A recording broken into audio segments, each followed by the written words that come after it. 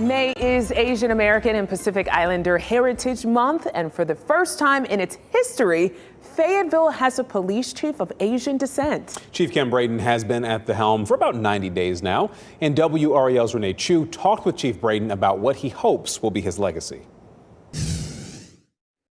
I, Kimberly Braden. I, Kimberly Braden. Do solemnly swear. It's a Fayetteville first. As he took the oath, Kem Braden made history as the city's first Asian American police chief.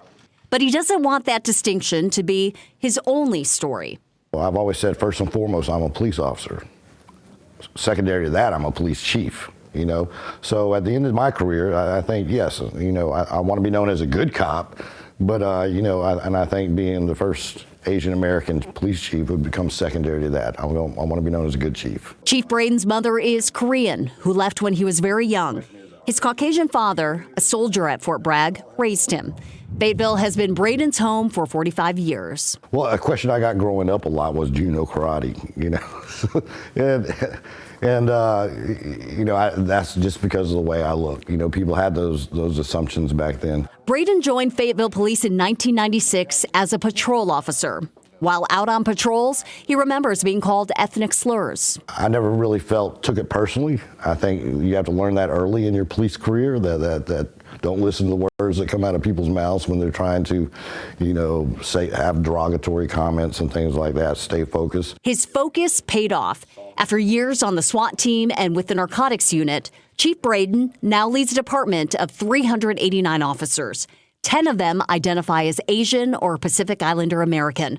That's 2.6% of the force.